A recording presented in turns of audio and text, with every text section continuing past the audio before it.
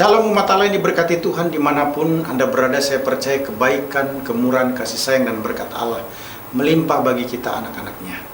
Kembali bersama dengan saya Pendeta Dr. Hanas DTH dalam program Reministry. Kita akan merenungkan firman Allah yang sejuk yang membuat kita semakin bertumbuh, berakar dan berbuah dalam Kristus Yesus Tuhan kita. Saya sudah menyampaikan khotbah dengan tema kekuatan kasih karunia Allah yang merawat potensi ilahi berdasarkan 2 Timotius 2 ayat 1 sampai dengan 2a di seri pertama, ditunjukkan dengan mengindahkan ajaran Alkitabiah yang otentik, asli atau sesungguhnya. Kekuatan kasih karunia Allah yang merawat potensi ilahi saat ini diambil dari 2 Timotius 2 ayat 2 bagian B sebagai seri khotbah yang kedua, yaitu mempercayakan ajaran kepada orang yang rohani. Kalau kita memperhatikan 2 Timotius 2 ayat 2 bagian B dikatakan, percayakanlah kepada orang-orang yang dapat dipercayai. Yang dapat dipercayai ini menunjukkan atau memenuhi kualifikasi orang yang rohani. Timotius harus menahbiskan orang-orang yang memenuhi kualifikasi rohani untuk kepentingan pelayanan, yakni mempercayakan pemberitaan Injil guna menjangkau semua orang bagi Kristus.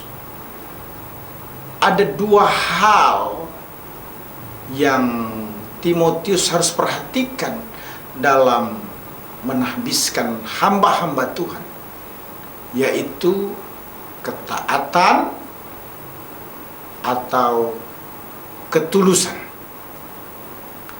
Dikatakan percayakanlah kepada orang yang dapat dipercayai. Jadi harus ada ketaatan dan harus ada ketulusan. Umat Allah yang diberkati Tuhan Yesus Kristus, orang yang tulus hati akan bertujuan melakukan pelayanan untuk memuliakan Allah. Orang yang taat menjadikan pelayanan sebagai kehormatan bagi Kristus untuk melayani. Sehingga ada upaya untuk memenangkan jiwa-jiwa, ada upaya untuk memajukan kerajaan Allah, memperkenalkan Kristus kepada semua orang. Nah, dikatakan betapa pentingnya Timotius untuk mempercayakan kepada orang yang dapat dipercaya. Hal-hal yang harus Timotius percayakan kepada orang lain, yaitu apa yang Timotius dengar dari Paulus di antara banyak saksi. Timotius tidak boleh menyampaikan apapun selain apa yang Paulus telah sampaikan kepadanya, dan hal-hal lain yang juga mungkin Timotius terima dari Tuhan Yesus Kristus. Jadi apa yang Paulus sampaikan, apa yang Timotius terima dari Tuhan Yesus, itulah yang harus disampaikan.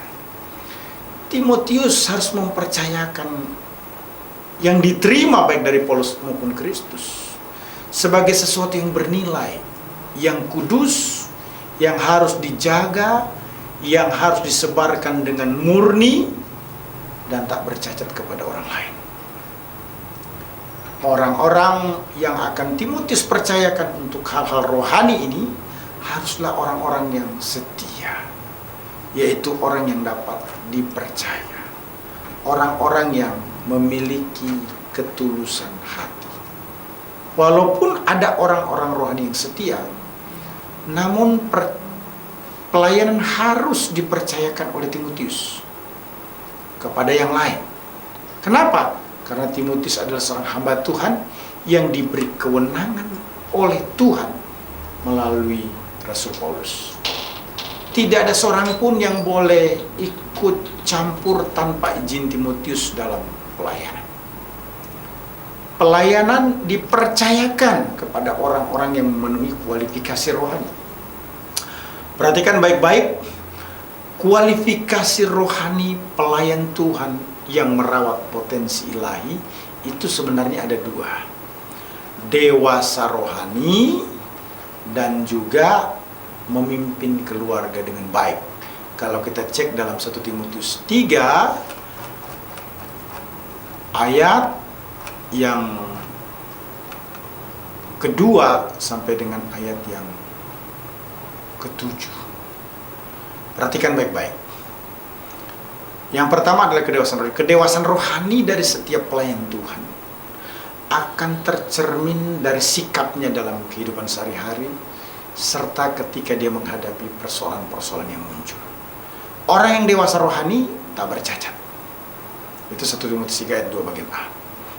Tak bercacat yang dimaksudkan adalah berperilaku benar, yang terlihat dalam rumah tangga, kehidupan sosial maupun bisnis.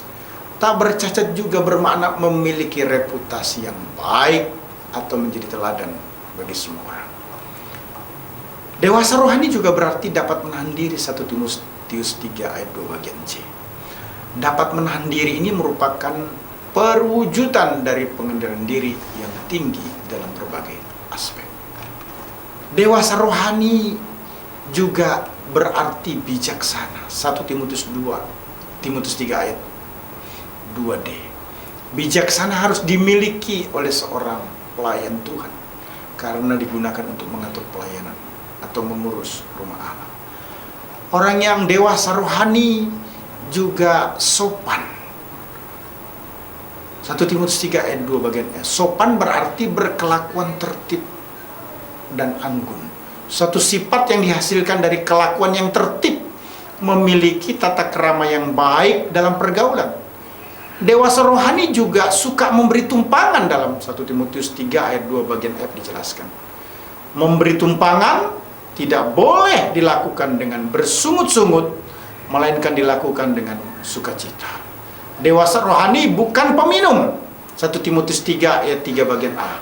Setiap pelayan tidak boleh tergoda atau berkumpul dengan para pemabuk, apalagi suka meminum minuman yang beralkohol, karena hal tersebut dapat memabukkan.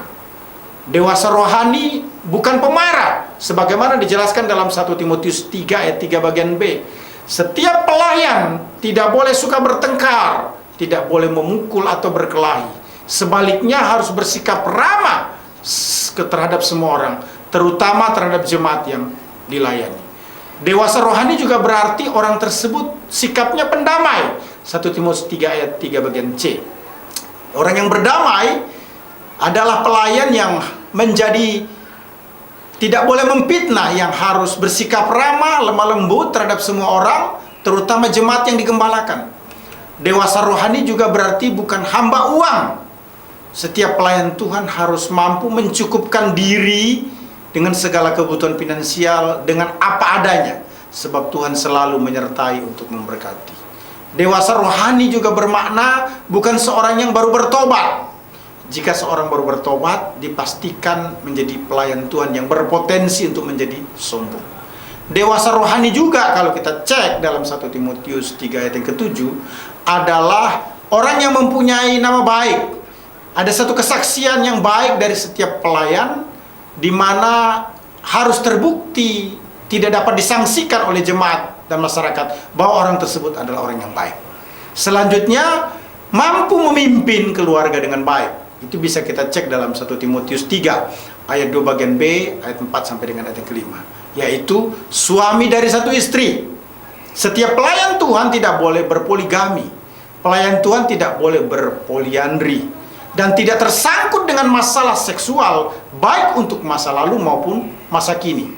Menjadi kepala keluarga yang baik Setiap pelayan Tuhan memelihara atau mendidik keluarganya dengan lembut. Kita perhatikan orang-orang Farisi, orang Saduki dan ahli Taurat dalam penilaian Kristus tidak rohani. Mengapa? Bukankah mereka sangat paham kitab suci, bahkan mengajarkannya, tetapi mereka tidak menunjukkan keteladanan hidup rohani yang benar sesuai dengan standar Allah. Hidup atau pelayan Tuhan harus berorientasi pada keteladanan rohani. Pelayan Tuhan harus terpanggil, harus tulus, harus setia, penuh kasih melayani Tuhan. Sebagaimana dijelaskan dalam 1 Korintus 9 ayat 17.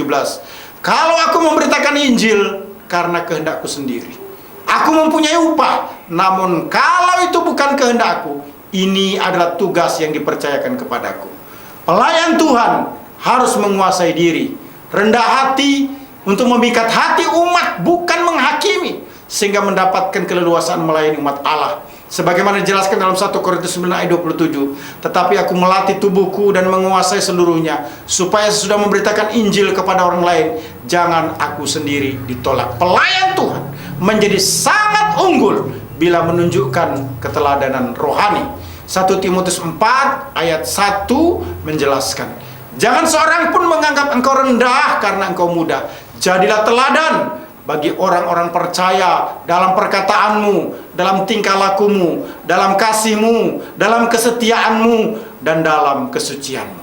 Umat Allah yang diberkati Tuhan Yesus Kristus, kekuatan kasih karunia Allah yang merawat potensi ilahi, jika kita memperhatikan dari 2 Timotius 2 ayat 2 bagian B, terjadi dengan mempercayakan ajaran kepada orang yang rohani, yakni orang yang dewasa rohani dan mampu memimpin atau mengatur keluarga dengan baik. Saya percaya bahwa pemberitaan firman Tuhan ini membuat kita umat Allah paham, mengerti dengan baik betapa pentingnya kita hidup dalam kualifikasi rohani untuk menjadi pelayan Tuhan sebagaimana patutnya. Kita yakin, kita percaya bahwa kekuatan kasih karunia Allah akan memampukan kita bisa merawat potensi yang ada pada diri kita, yang menjadikan kita anak-anak Tuhan terus bisa melayani dengan baik. Kalau kita memperhatikan 2 Timotius 2 ayat 2 bagian B,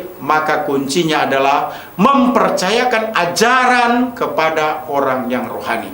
Saya percaya Tuhan dipermuliakan. Saya percaya kita diberkati melalui pemberitaan firman Tuhan ini. Haleluya. Immanuel. Amin.